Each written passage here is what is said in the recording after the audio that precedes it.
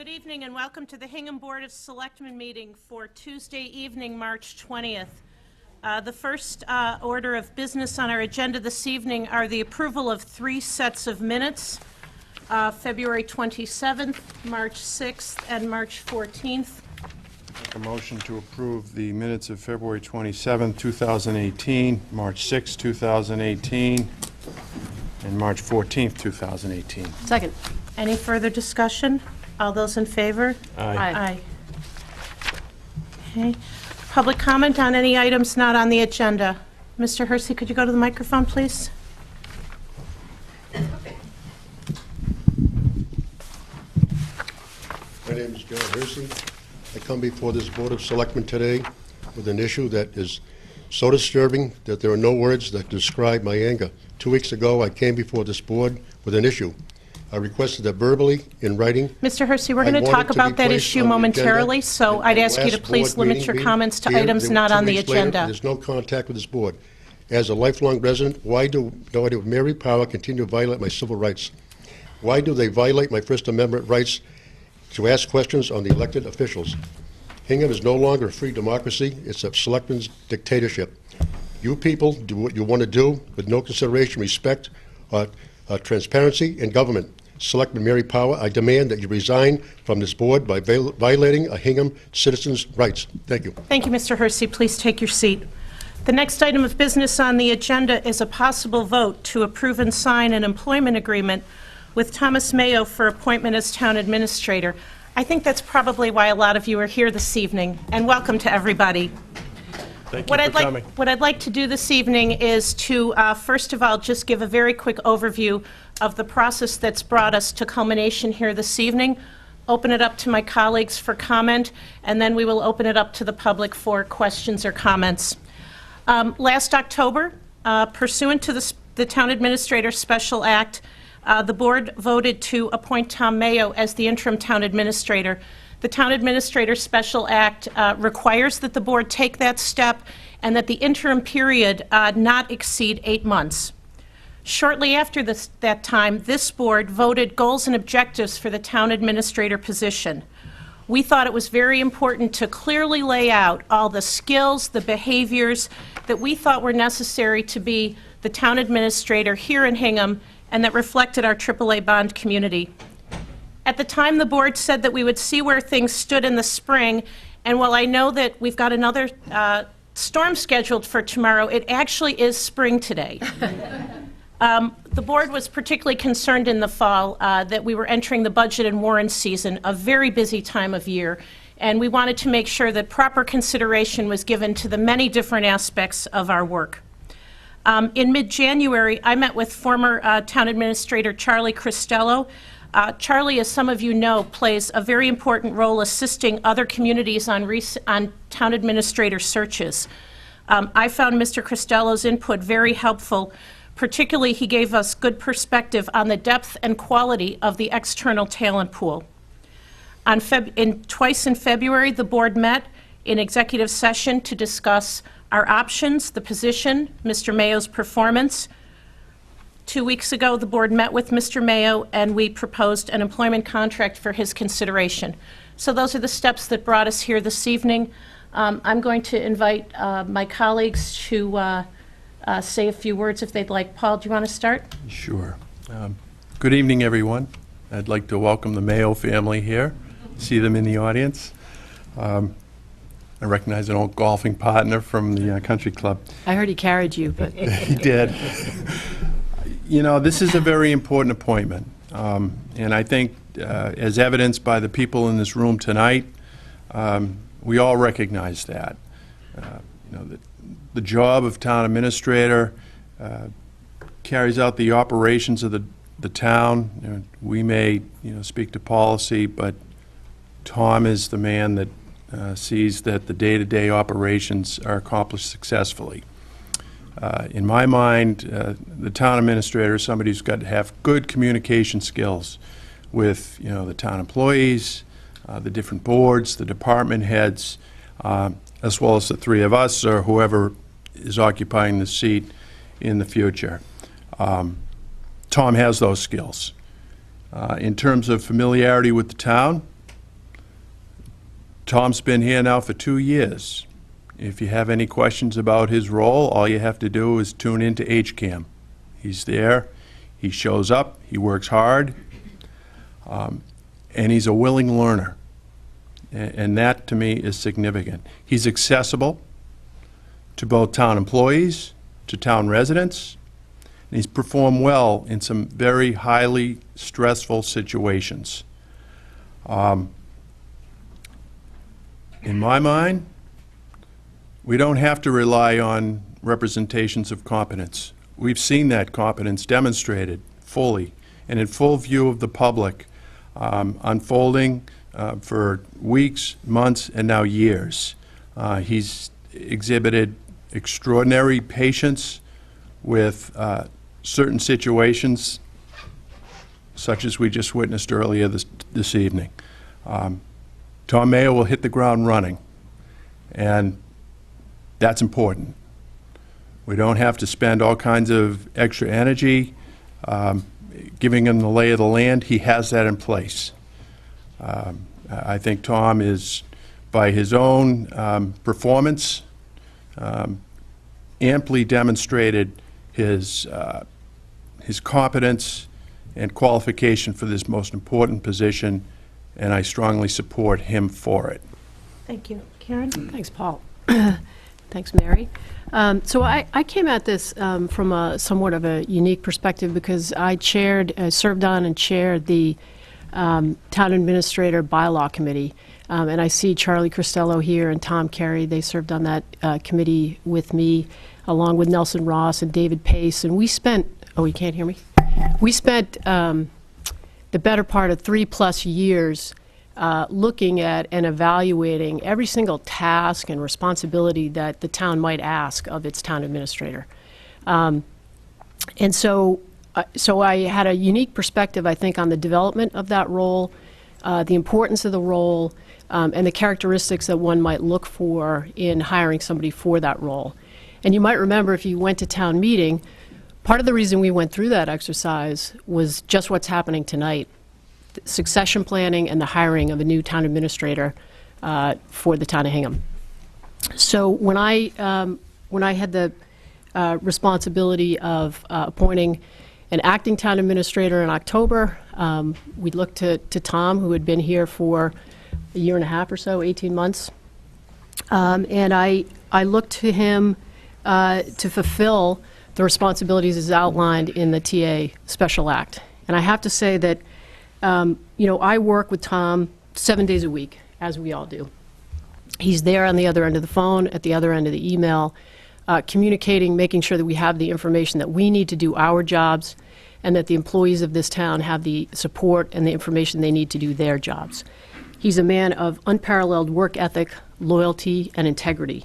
The other thing I guess I want to say is the town of Hingham's a unique animal in that, if you looked at an organizational chart for the town and you try to figure out, well, who's my boss and who do I report to, there's a lot of what Mary would refer to as dotted line reporting, which means that Tom is constantly in the position of building a team around him. It's not a top-down management style, it's a collegial management style. And yikes. Whoa. Did you hear that, Tom? Yeah.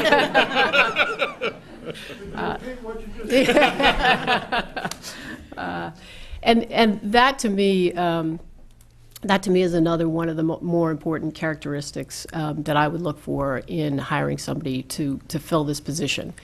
Somebody who respects the traditions and culture that are unique to Hingham.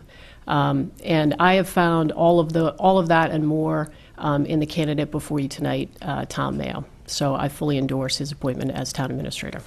Thank you. I'm not going to repeat a lot of what's been said, but 2 years ago when we were in the position as a town of hiring a new assistant town administrator, we know that as a AAA bond community, succession planning is really important, because one of the biggest barometers of our AAA bond rating is the quality of our management. And 2 years ago, we said that we wanted to hire somebody who had the ability to assume the town administrator role at a later point in time. And that's what we were looking for. And In the last 2 years, Tom's brought new ideas, new approaches, a lot of energy. He's quickly earned the respect and admiration of volunteers, of staff, of citizens. I think that's the reason why this room is so crowded, because we usually don't get a crowd like this for a typical selectmen's meeting. As I think about what's important for the town administrator, I think especially here at this time, we want somebody who's committed to Hingham for the long term.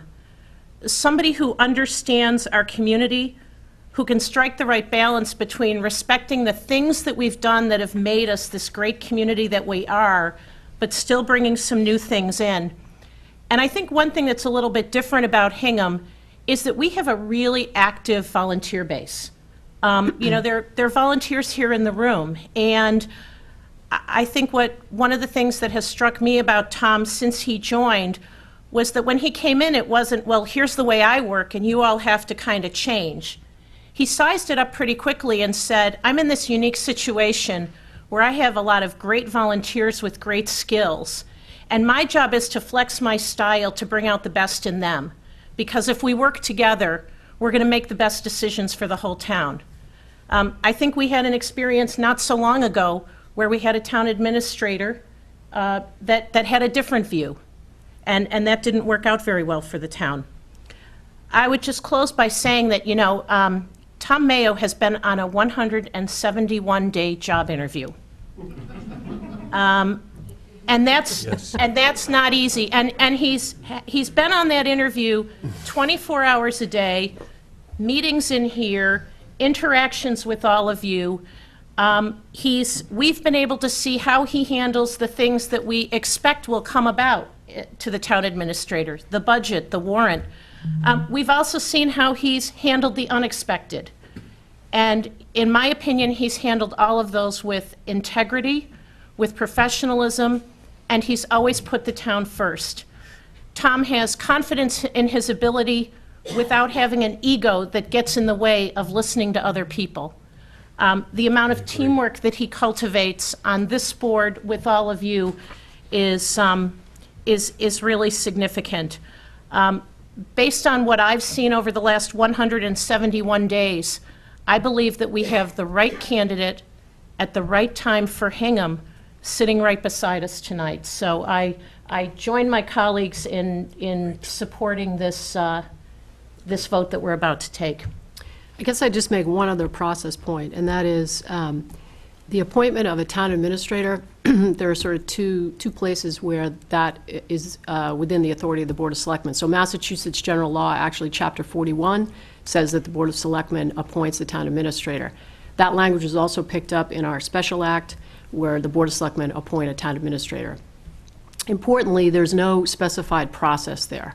So what you are doing is relying on us to use our best judgment in the selection of a candidate and in the determination of a process. And so as Mary said, we started out in the fall, we made an appointment of acting, and day by day as this moved forward, the three of us had to come to our own conclusions as to whether we would seek outside candidates as part of an interview process, or whether we believed we had a candidate that was worthy of the appointment of town administrator. So, you voted for us to do our job, and I think that all three of us, individually and collectively, are doing that job tonight. Thank you. At this point, I'm going to open it up to any comments from the public. I'm going to ask that if you're interested in making a comment, you come to the microphone and introduce yourself. I would ask you to please direct any comments to the board. And in this discussion, the rules that we use in town meeting will apply in this discussion. I think we're all familiar with those. Anybody like to be recognized? Mr. Hersey? My name is John Hersey. Is Tom Mayo qualified to be Hingham's town administrator? After reviewing Mr. Mayo's education, experts, and experience, I think not. He has a master's degree in geography and urban planning, neither applicable in municipal government or finance. He has a bachelor's degree in geography. Much is mapping, defining, not applying to running a town of 25,000 people as time goes on, or a $120 million budget. Mr. Mayo would have us believe that he has over 10 years of municipal experience. What he does not say is his years of part-time service or low-level position in a town of Mashpee, like working in the planning department, data processing, or information technology department. Although these positions may be important, they are not applicable to running the town of Hingham with its many important issues, such as the water company, 40B projects, Weymouth compressor station, new school buildings, just to name a few. Mr. Mayo's private sector experience also does not apply to being Hingham's town administrator. GIS manager, geographical information systems, are not responsible for day-to-day operations, supervision of team, or IT experts that produce geographical data. I can only relate to this to being someone, to be a doctor that never went to the medical school, or hired someone to be an engineer that never went to engineering school. Wait a minute, already, did I see? Mr. Hersey, have a seat. Board. Mr. Hersey, you may be seated. Would anyone else like to comment? Mr. Costello.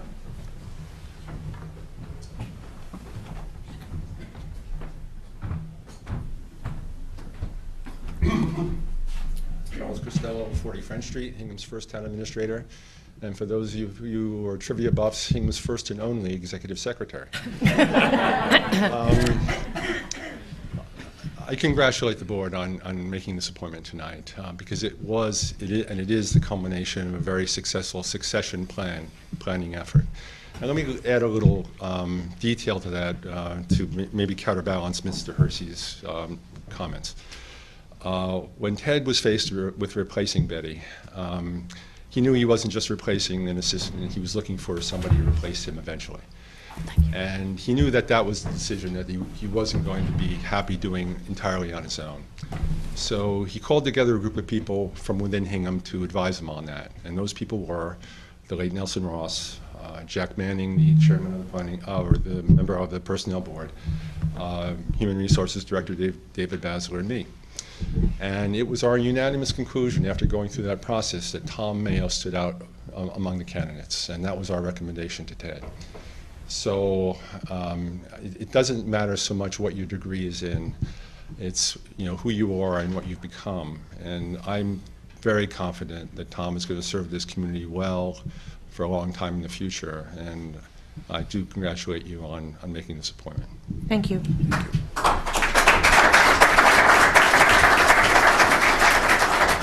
Chief?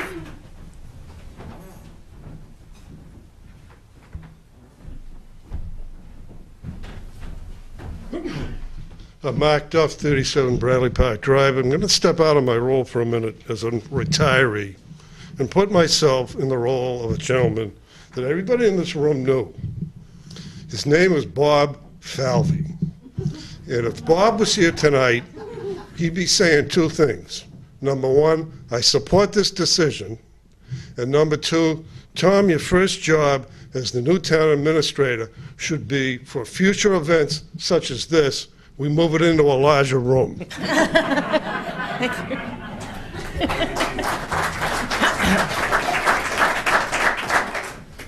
Anyone else? If not, Paul, would you like to make a motion? I'd be honored. Mr. Hersey, you listening? I make a motion to have the Board of Selectmen approve and sign this employment agreement in its final agreed-upon form with Thomas Mayo for appointment as town administrator. It is my honor to second that. It is my honor to third it. Any further discussion? All those in favor? Aye. Aye. Congratulations.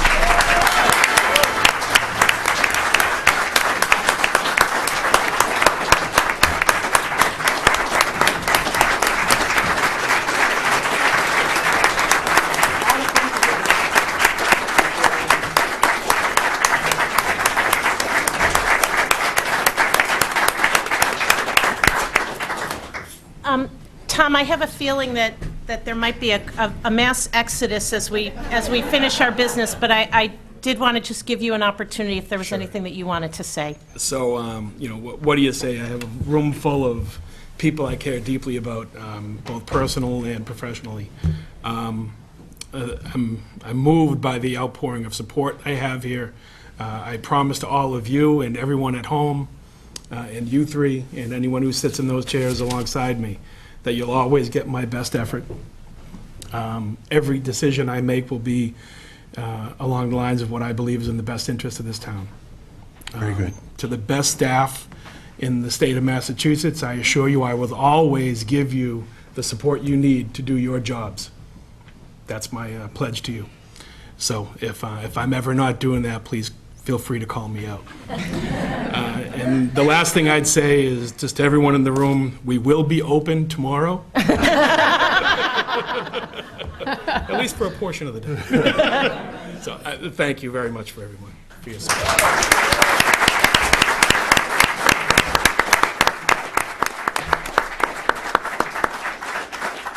While everyone is certainly more than welcome to join us for the remainder of our meeting, if you are heading out, and thank you to the staff who stayed late this evening, if you wouldn't mind moving any conversations out into the hall so that we could continue with our business, we'd appreciate it.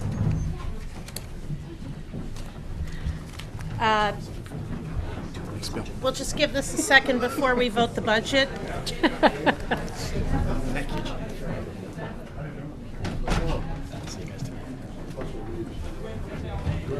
Thank you very much, Chief. See you. Nice to see you, Chief. Good night.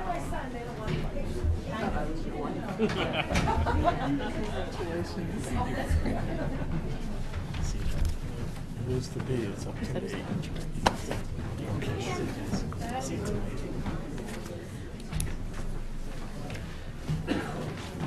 Hey.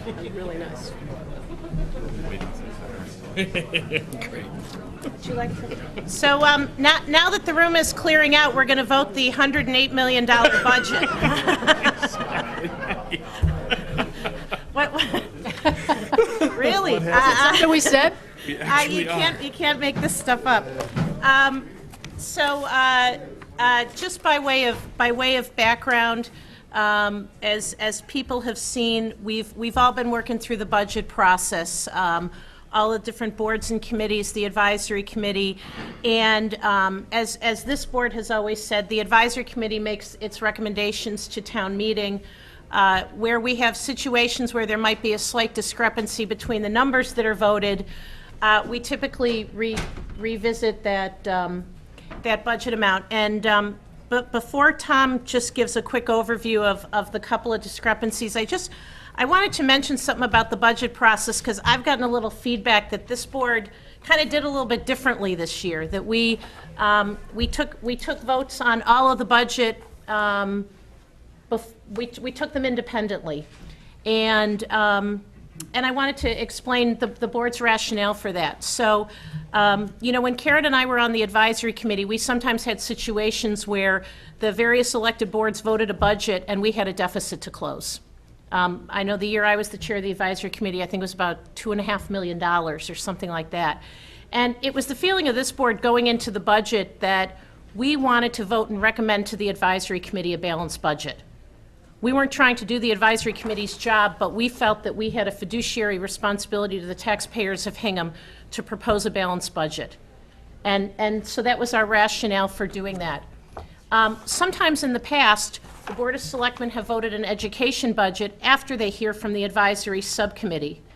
This year, based on the timing of the budget, that would have deferred our budget vote and set the advisory committee a little bit further back in time. But also, I think it was the feeling of this board that we want to maintain the independence of the boards. The Board of Selectmen votes the police budget, we vote the group insurance budget, we vote the DPW budget, without any line of sight to where the advisory committee's coming out. So for us to take an independent point of view on the education budget was simply being consistent with all of the other budgets that we voted. So again, I realize it's a little different. We sometimes do things differently every year, but it was rooted in a desire to keep things moving, maintain the independence, but mostly, as three elected officials, we wanted to deliver a balanced budget to the advisory committee because we think that's part of the responsibility that we have to the citizens of Hingham. So, I don't know, before Tom gets into the couple votes we have to take, do either of you have any No. comment on that? Okay. Tom, maybe you could just walk us through, there are three differences between the selectmen and the advisory voted budgets. Sure, so the selectmen had voted at a prior meeting an education budget of $51,932,952. The advisory committee has since discussed and voted a new number of $52,006,697 for a variance of an increase of $73,745. Okay. Do you want to maybe go through the other couple Sure, we can do them changes? all Because we together. could maybe discuss them in totality. Yep. So the workers' comp budget was originally voted by the Board of Selectmen at $355,000. AdCom, after their deliberations, voted a number of $330,000 for a $25,000 reduction from the Selectmen's number. And the capital outlay number, this is a whopper. So the Selectmen voted $2,327,000. The AdCom voted $2,327,462 for a variance of $462. So that's And did you those are wanna the differences. Speak to just the total? use of funds, the fund balance. Yeah, so the use of funds, so the Selectmen had recommended a fund balance use of $275,000 in, grounded in a belief of one-time money coming from that money. So the advisory felt a little bit differently, to the tune of about a $50,000 increase, and recommended using fund, $325,000 from fund balance. So those are the changes. In our packets, there is just a summary of the couple of differences. There is also a copy of the 5-year forecast as voted by advisory, which shows a balanced budget. We also have the documents that were, the school committee had a meeting last Monday night and had some additional discussion on their budget, and that information is there. So questions for Tom, comments? Well, one preliminary question is just, the fund balance number is $352,000. Why is that? Sure, so there's a difference, within the fund balance is the mooring permit revenue of $27,000. Oh, okay, okay, And that's for the Harbor Master Capital? That's right. Yep. okay. Do you want me to go? Sure. So look, when we voted our budget, I don't know, a couple weeks ago now, if you tuned in or you were listening at all, you know that I had a hard time with that budget, in part because we were ascribing to fund balance about $275,000.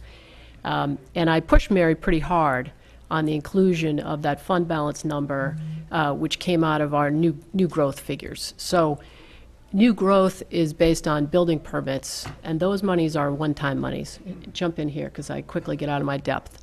But those monies are one-time monies. So you get a little nervous if you take what you think are one-time dollars and you plug them into a formula that's going to be supporting recurring expenses, right?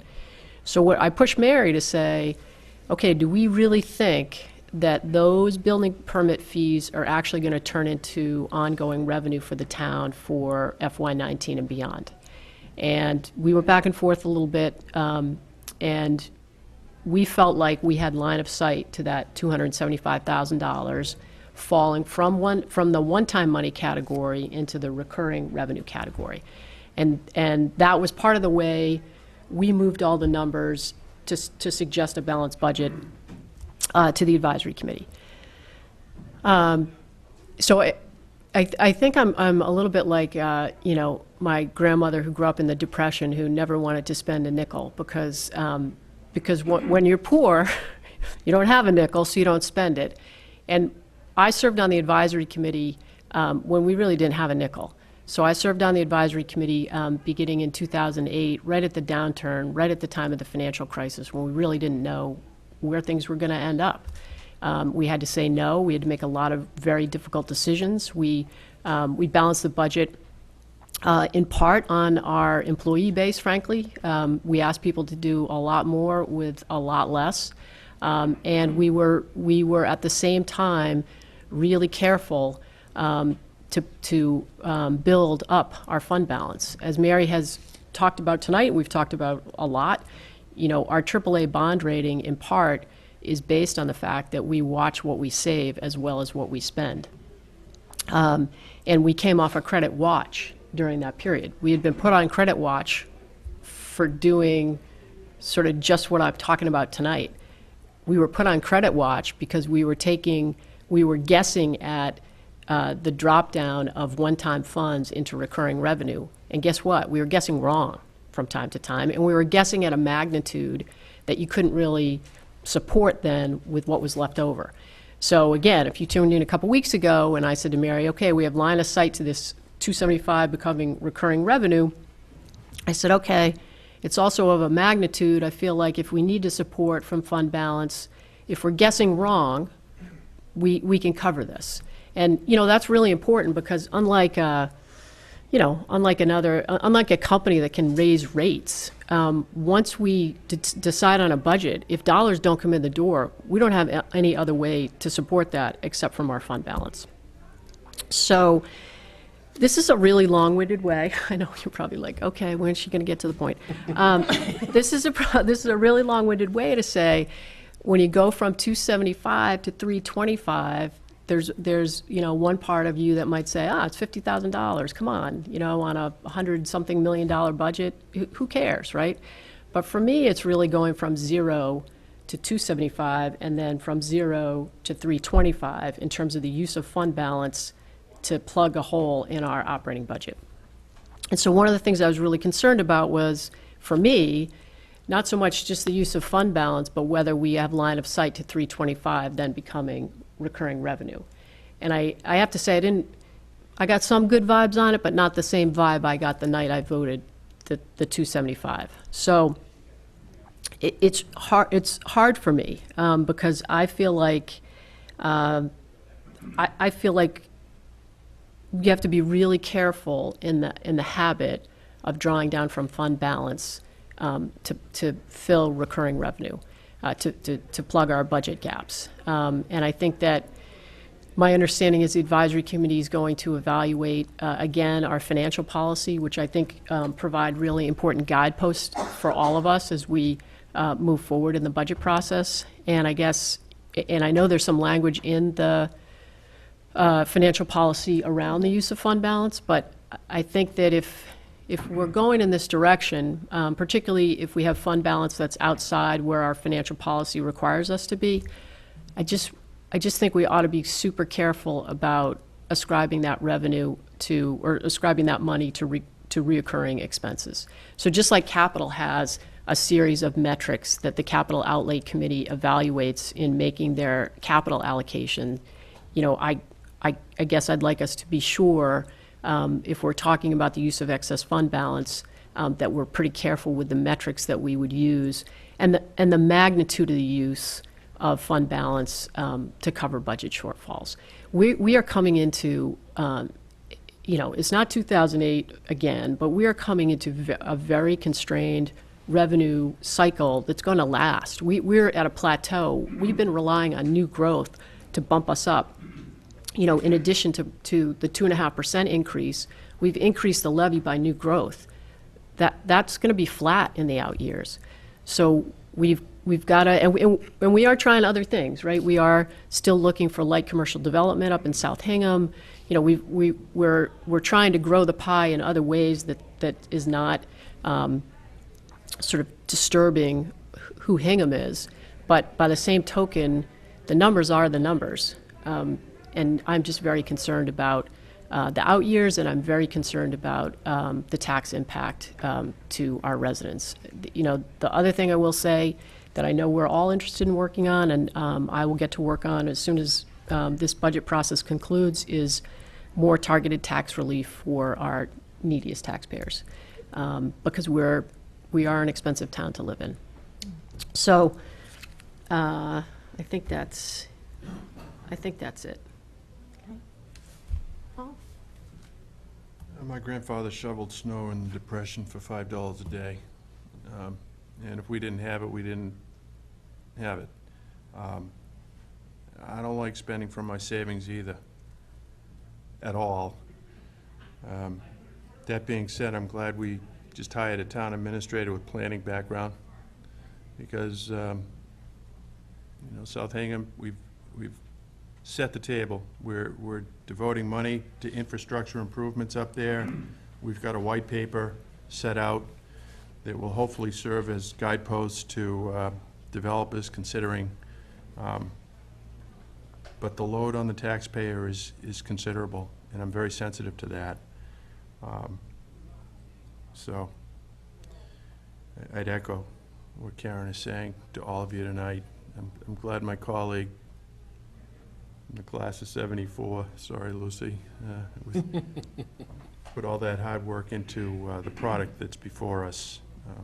And I thank you, all of you, for that work. I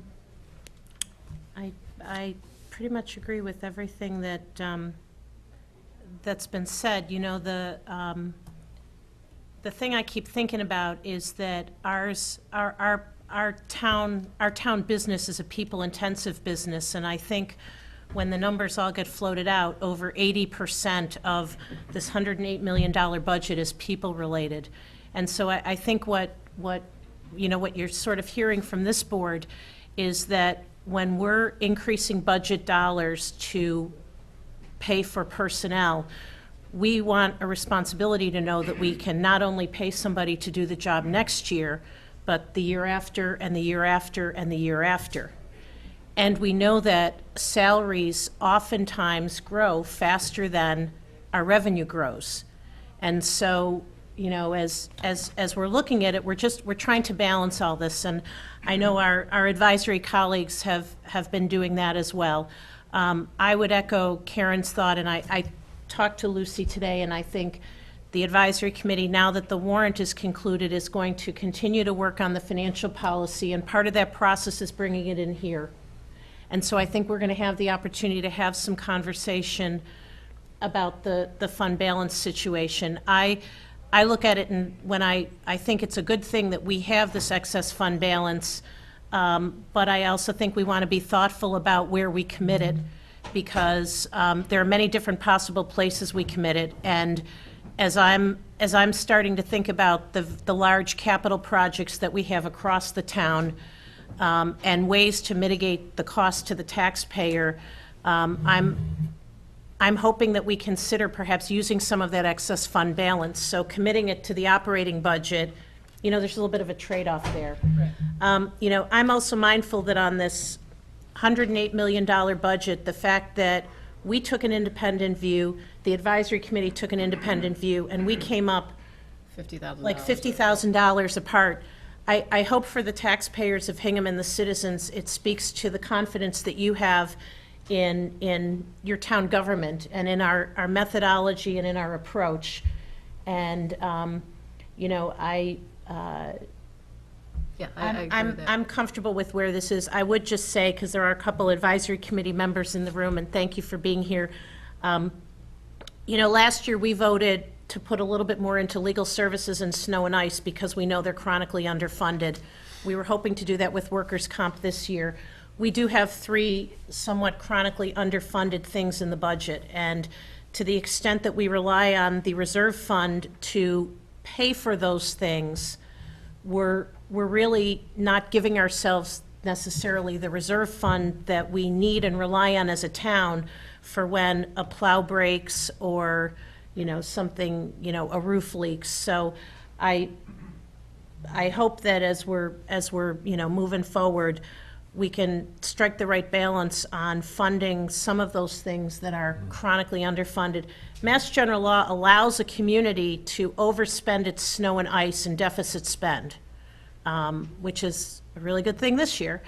But technically, we're not supposed to do that for the others. So if we're budgeting, you know, the legal services or the workers' comp, and we know that it's not going to be enough, we're creating a little bit of a structural deficit. So I again think we want to be mindful of that. look at how we get to it. I'll just say one last thing about the budget going forward as well, which is that this fall, we will be getting an update from our actuarial about OPEB. And remember that with changes in OPEB and changes to the GIC, our annual contribution, what Janet told us in the fall is that it should be about $2.3 million a year. And we were on a schedule of about 900 or 1,000 or $1 million a year.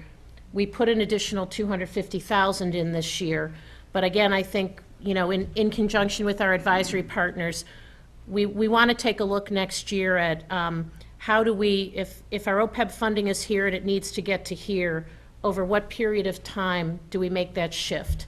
And so that I don't alarm anybody, I would also say that our contribution and the value of our OPEB trust, we're light years ahead of most communities.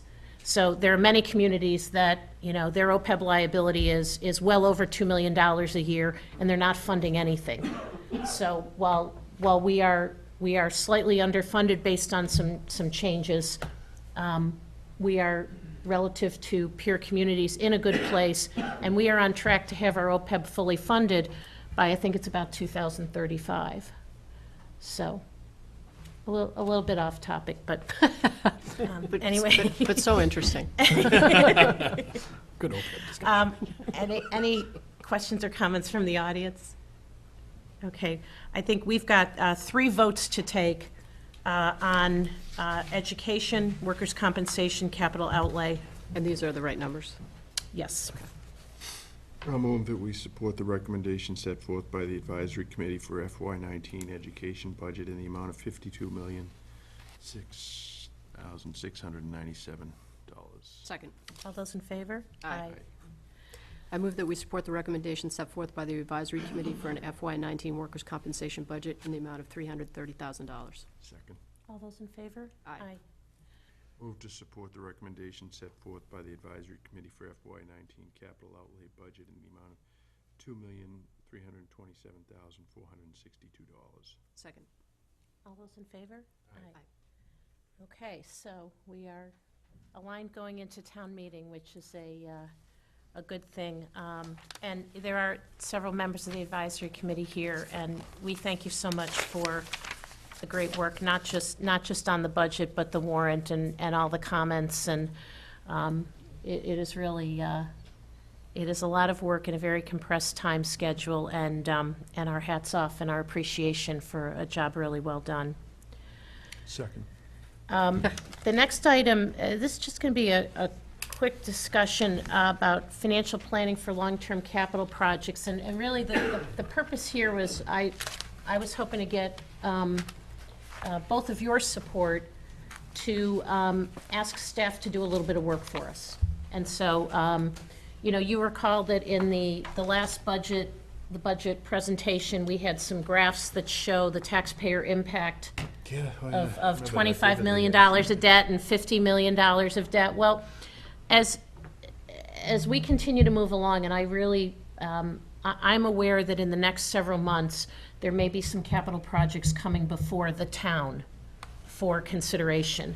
And I think we have a responsibility to help give the town as much information as possible. So, we with the help of our advisory colleagues, some of them in the room, we have a wonderful financial model that allows us to say, this much debt, this interest rate, here's what happens, which has been very helpful. What I was going to propose for my colleagues to consider was asking Tom, with assistance from the finance team, to do a couple of things and bring it back to the board. The first one is to look at how we might be able to mitigate the taxpayer impact of some of these projects. So for example, and one example might be unused, excess fund balance. So what if we took $2 million of excess fund balance and we applied it to reduce the debt service in the first 5 years of $50 million of debt? What might that do for us?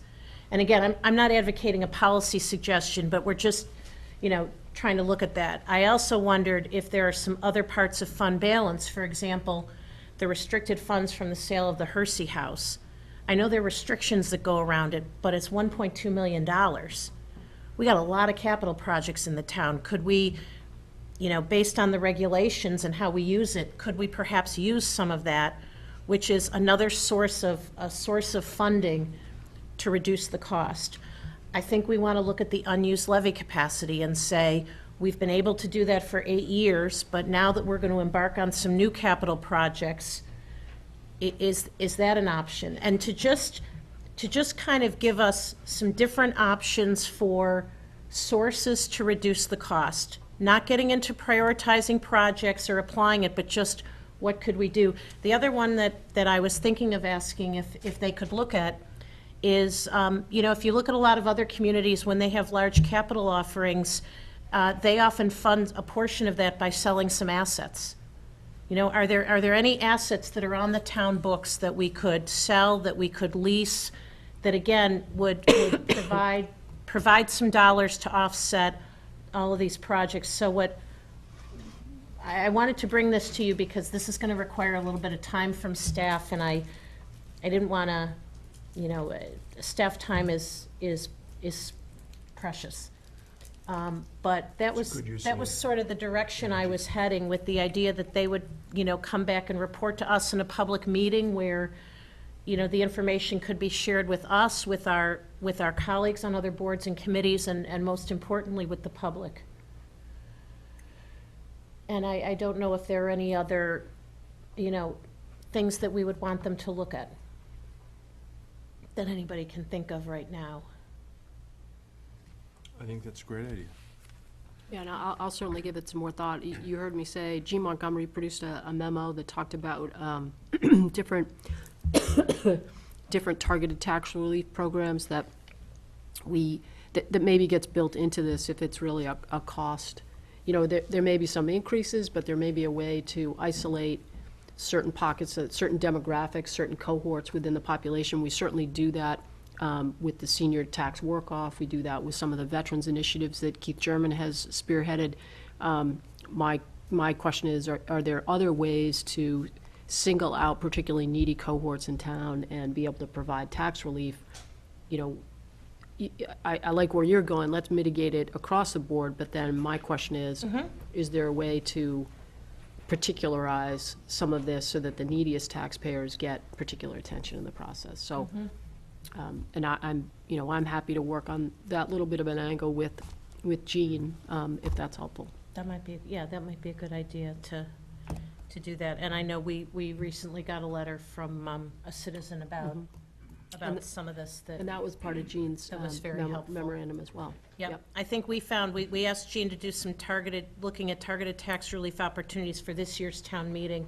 And I think the feeling was that of some of the options, some of them really needed some additional work because they would have the effect of sort of shrinking the revenue pie. And we felt like we needed to invest some more time to understand that before we did it.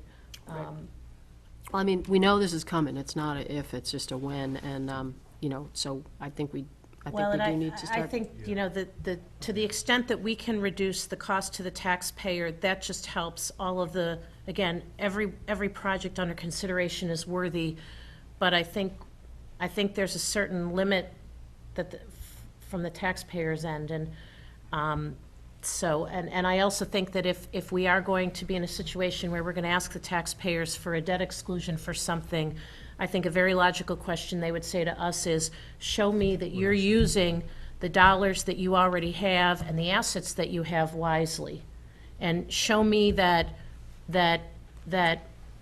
my paying more for these projects is the funding source of last resort, not first resort. I'd also say that I do think that all of the, different groups are pursuing grant opportunities. So I don't see the scope of this work being along the lines of grants. We know we have the MSBA for Foster School if we're chosen. We know we have the Seaport Bond Council. I'm looking more at what we can control within our own house.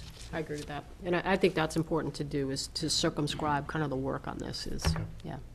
Yep, and I would say that, and Sue Nickerson's in the audience, but there was a template that was used when the middle school came online, in terms of how we might mitigate the cost of that, that might be just a helpful way to think about that.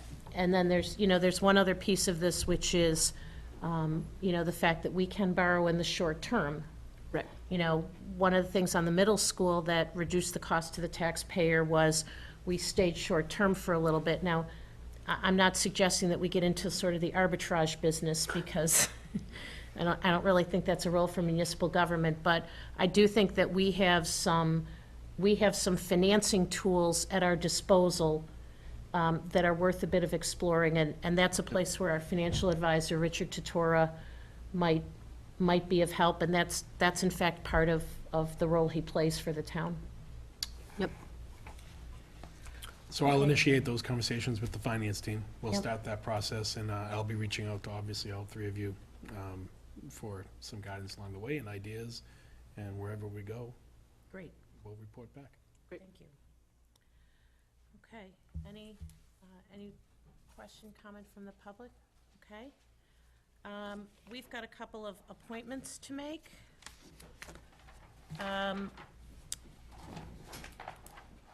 We have, this is the time of year when we make a number of appointments for special police officers. Are some of these harbor masters, assistant harbor masters? Glenn, do you want to come up and join us? Thanks.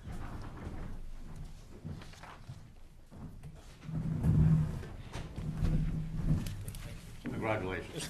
Thank you, Chief. Good evening. Good evening, Chief. Your answer to the question, yes, one of the policies that we do have, people working in specialty positions like the animal control officer and a vast majority of the harbor masters, we have them go through the reserve intermittent police training academies. I think it gives you a better product to the town, so there's probably 6 or 7 that's actually more than that. 1, 2, 3, 4, 5, 6, 7. To the retired? There's about 8. There's about 8 officers. 8 of them that are serve as on the harbor master's boat. There's also 4 or 5 retired officers on there, retired police officers. Do the retired officers have to do the academy? The Oh yes, special? yeah. It's a mandatory in-service training they go through every year. Okay. We are appointing one new person, Kevin Nugent, and Kevin's also won the harbor master and is also working with us, doing a lot of our current computer changeover for the IMC program. He's been a tremendous asset for us. Great. And the other group is, we made an arrangement with, at the advice of the Hingham District Court Judge, and to appoint all the different prosecutors within the town. So if there's any issues at Hingham District Court where it's located in Hingham, the police power jurisdictions, this enables any of the court prosecutors that are in the building to act. on Powers of behalf arrest. Yes, powers of arrest, yeah, exactly. We did this last year, I think. Yes, that's something we started last year with the new judge. Yeah, I have a dumb question. What do the special officers do? What's the status? What does that mean? There is no such thing as a dumb question, right? Trust me, trust me. Well, many of them serve multiple tasks. Like I said, a vast majority of them are also working for the harbor master office. During times that we needed extra help, they're available to us. And also, with all the different road jobs and everything else that require police presence throughout the town of Hingham, they also assist in that. And Okay. I think it's our opinion that we would rather have somebody that has a familiarity with With Hingham, Hingham. that's serving Hingham, than having a sheriff from another town be present, because when they stop and ask for directions, they don't know where they are or something like that. So this works out well. You'll see them all out working the 4th of July and different holidays, the fireworks, that we need help, so. Okay. Would someone like to make a motion? I'd move that we reappoint the following personnel as special police officers for the town of Hingham. Raymond Abreu, Leslie Badger, Mark Brennan, Kenneth Corson, Joseph Driscoll, Daniel Galvin, Maxwell Goldstein, Jake Handrahan, Michael McHugh, Michael Murray, Michael Parker, Mitchell Powers, Michael Riley, Charles Souther, James Taylor, Russell Way, James Wells, Brian Willard, John Norris. And do we need to appoint Kevin Nguyen as well? He's a separate vote. Separate vote. Okay. Because he's not a reappointment. Okay. Second. Any further discussion? All those in favor? Aye. Move to appoint Kevin Nguyen as Special Police Officer for the town of Hingham. Second. Any further discussion? All those in favor? Aye. Aye. Move to appoint the following officers as court prosecutors and backups for Hingham District Court. Hanover Police, Sergeant David Salvucci and Sergeant Timothy Kane. Hull PD, Officer Michael J. Flaherty. Norwell PD, Sergeant Urepo Nuramename. Officer William Pastoris. Rockland PD, Officer Sean Brundage, Officer Jeff DiRenzo. Situate PD, Detective Owen Kirkbride, Sergeant James Bowman, and Sergeant James Gilmartin. Second. Any further discussion? All those in favor? Aye. Chief, we have two other votes. The first is a provisional appointment. Yes, it's a provisional, what people refer to as an acting lieutenant's position. And if my memory serves me right, we have, when there has been a lieutenant vacancy in the past, you have come to this board with a recommendation for a provisional appointment. Yes. So this is a similar process that we followed recently when there have been other vacancies in this, at this level. Yes, that's correct. What we've been doing is, we've been recently, and I think a discussion, we'll be moving to a different civil service testing, which they refer to as an assessment panel. It's a civil service system, and I think it's better suited to our town. And it will give us a better product in the end. It's just a sole 125-question type test. So in the meantime, we don't have an active civil service lieutenants list to make any candidates from.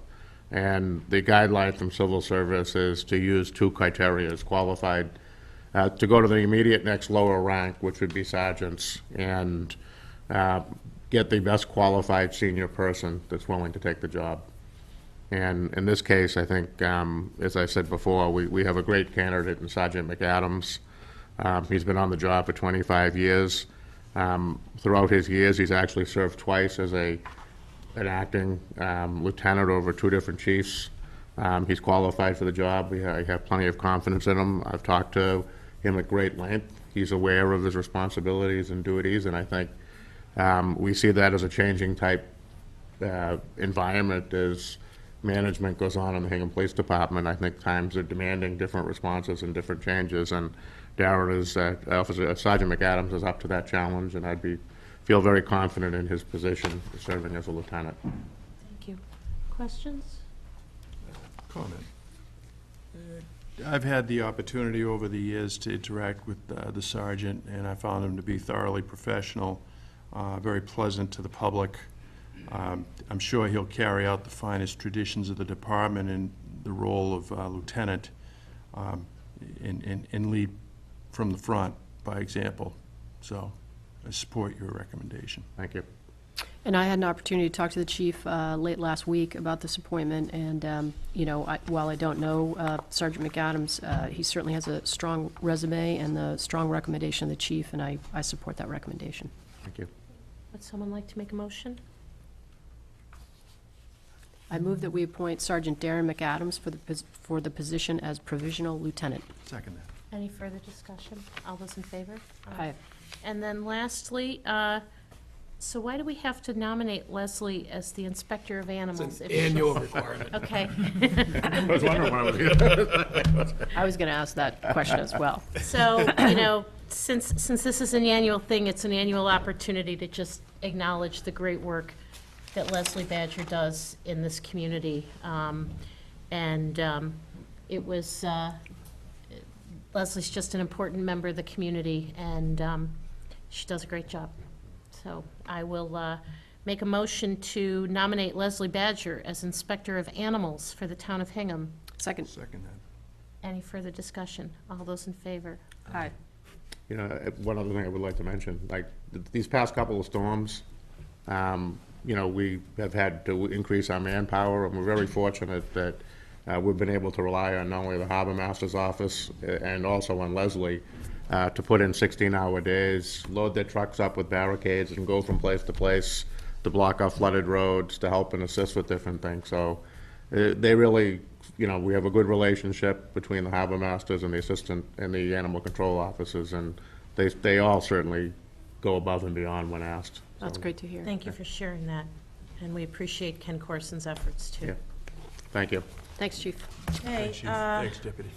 we have a couple of other appointments. So last week, the board received a talent bank application for the Conservation Commission and for an unexpired term, and I had an opportunity to interview the candidate by phone.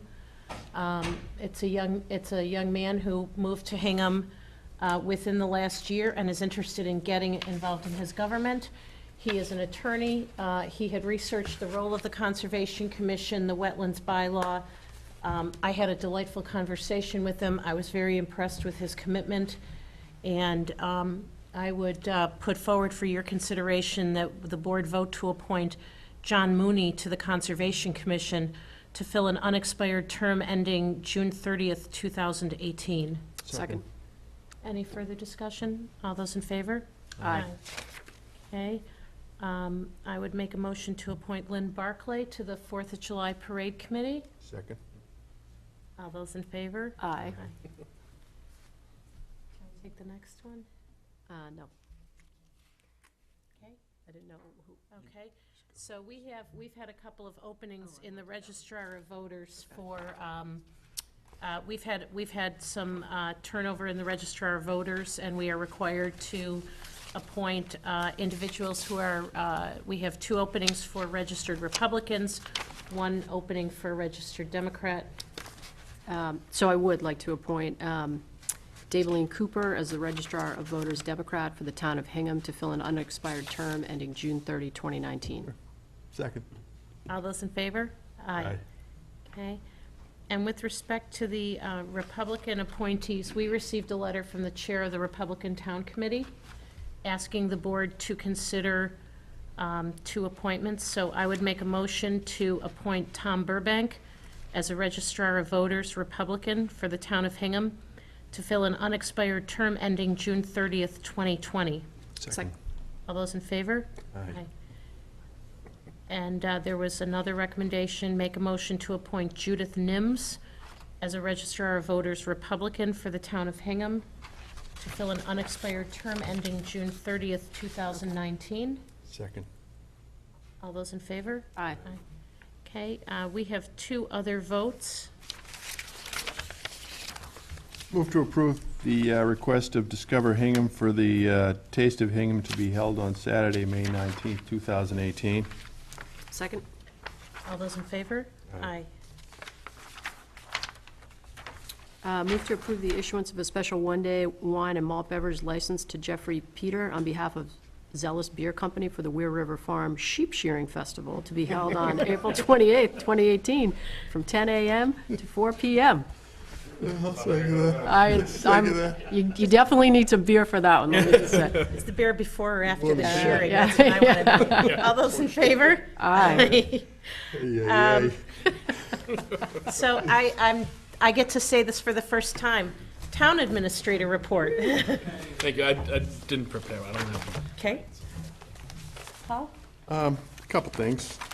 I had the pleasure of attending the retirement party for Fire Chief Robert Olson at the Country Club. What was that, 2 Saturdays ago, Glenn? A couple weeks ago? Yeah. And I've been to a lot of rubber chicken events up at that place over the years, but I have to say, the food was pretty good there at the Country Club. So if you're thinking of a function, don't rule it out. The service was good and the food tasted good. Company, of course, was fantastic. Superb. So, but on another note, and I thank Karen for letting me share this good news with the community. Senior Chief, would you join us at the table, please? Good decision.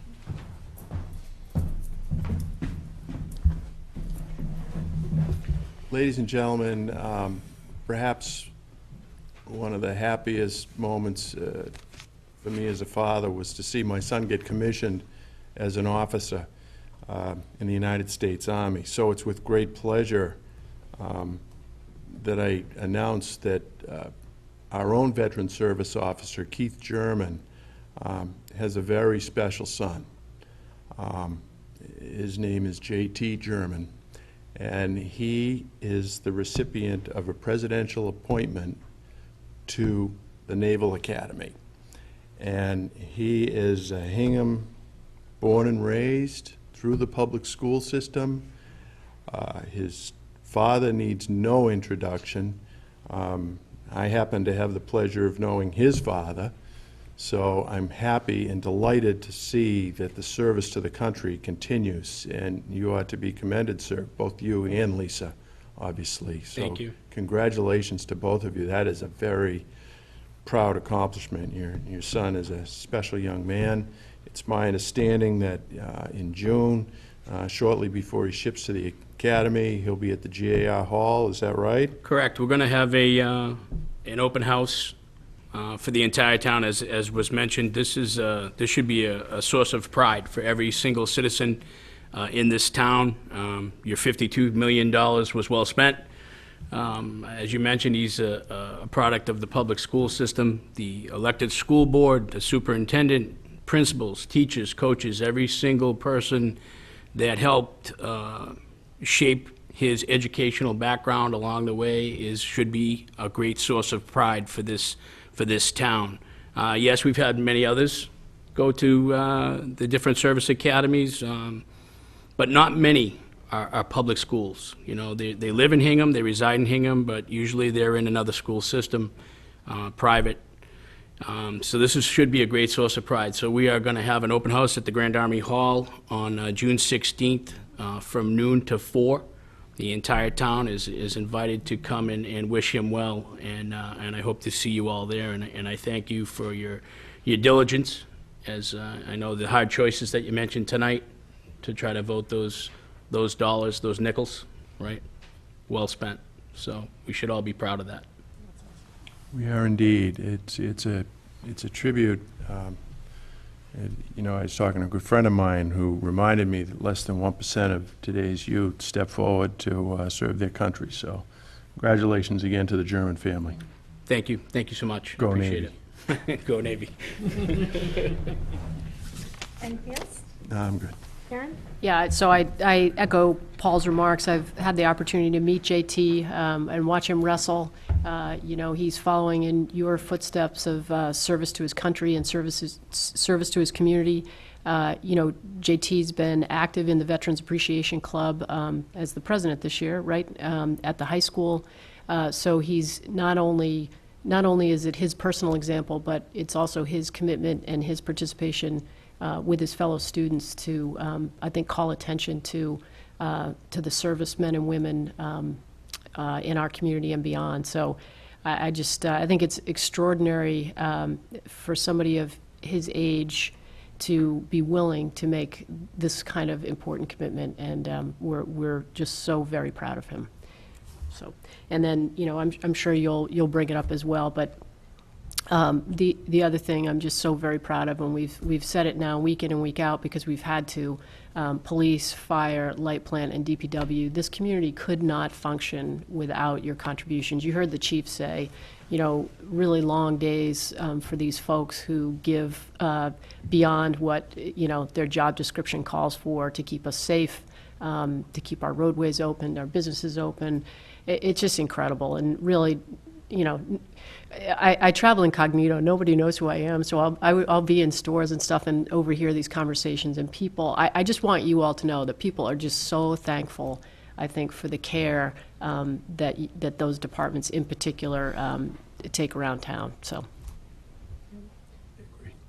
Echo everything said. The only thing that I would add is that over the last several weeks, many of the Hingham High School sports teams have been competing in postseason. I think every team competed in postseason. Girls ski team won the state championships. Incredible. The boys basketball went into a championship game. The hockey team to Super 8. And also during that same time, you had a lot of the performing arts within the schools, music programs at the middle school, at the high school, performing arts. It just, we are very fortunate that the students in this community have the access to so many different things, and so appreciate that as well. And we congratulate all of the performers and the athletes and their families for an excellent season. Hear, hear. I think with that, our next meeting is scheduled for next Tuesday. We will be here every Tuesday for the next several weeks. Depending on the amount of business, we may take the week off before town meeting, but we would remind everybody that town meeting is coming up in just a couple of weeks, so a lot of important decisions that the community will be making. We just voted a $108 million budget that was the advisory committee's recommendation, but really, it doesn't get codified until it's at town meetings, so that and all the other important business of the warrant. So with that, I'd take a motion to adjourn. So moved. Second. All those in favor? Aye. Good night. Everyone.